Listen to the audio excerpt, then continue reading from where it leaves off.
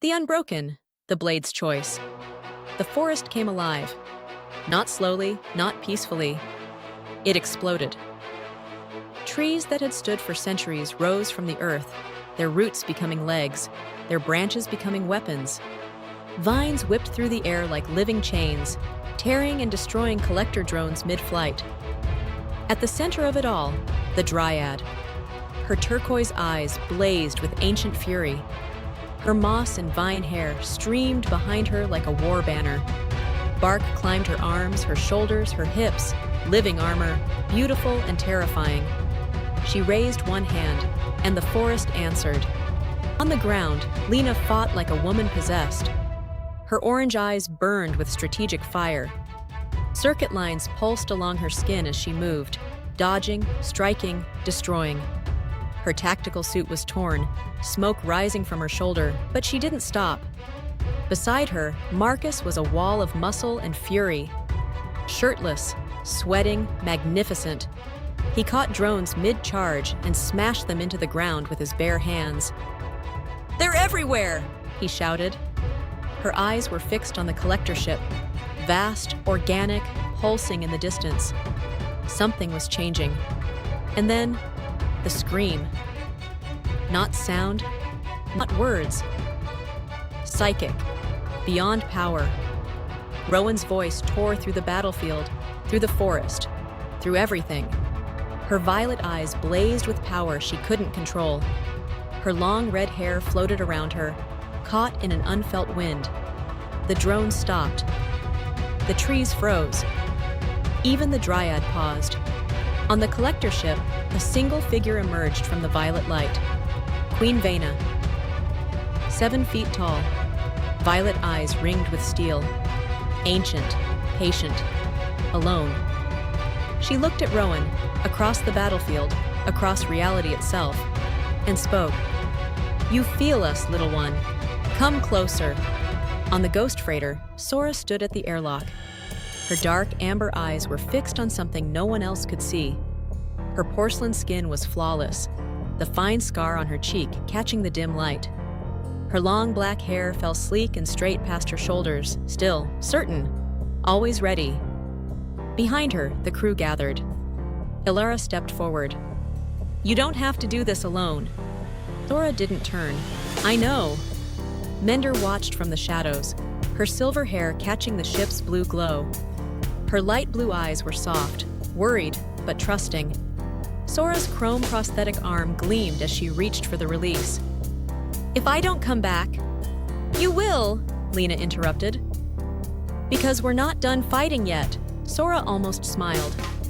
Then the airlock opened, and she was gone. The Underbelly was exactly what she remembered. Dark, dangerous, alive with the kind of people who had nothing left to lose. Sora moved through it like a ghost, silent, deadly, certain. Her hand never left her katana. She found him in a hidden corner, half hidden by shadow. "Is that you, Kane?" He was older now, harder. His face etched with years of survival. "You came," he whispered. Sora didn't answer. She just looked at him, and for the first time in years, the blade softened. Back on the ghost freighter, the atmosphere had changed. A collector emissary had appeared, tall, pale, elegant. It didn't speak, didn't move. It simply watched. And it was watching Rowan. Her violet eyes widened. She could feel it, their attention, their interest, their want. Ilara stepped between them. "Stay back!" The emissary's head tilted, just slightly. "She is unexpected," it said. Its voice was like wind through dead leaves. Mender moved closer to Rowan, her presence steady, protective. "What do you want?"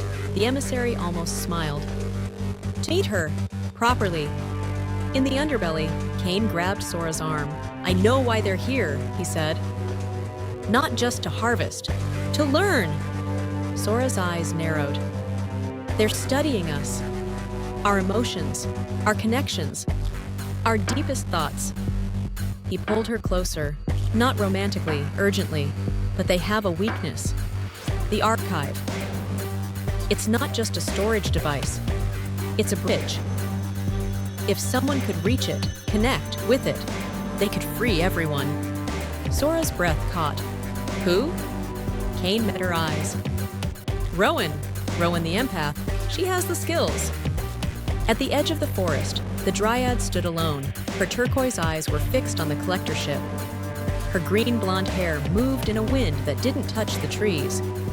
Behind her, the forest waited. Patient, ready. She didn't move, didn't speak. But her eyes softened, just slightly. She was thinking of Mender, of what was coming, of the choice they would all have to make. Soon, she whispered, very soon. On the battlefield, something shifted. The collector drones retreated. The trees stopped moving. For one breath, there was silence. And then, fire! It came from nowhere, violet flames that consumed everything they touched. Trees screamed as they burned. The ground cracked. The Dryad turned, her eyes wide with horror. Her forest was burning.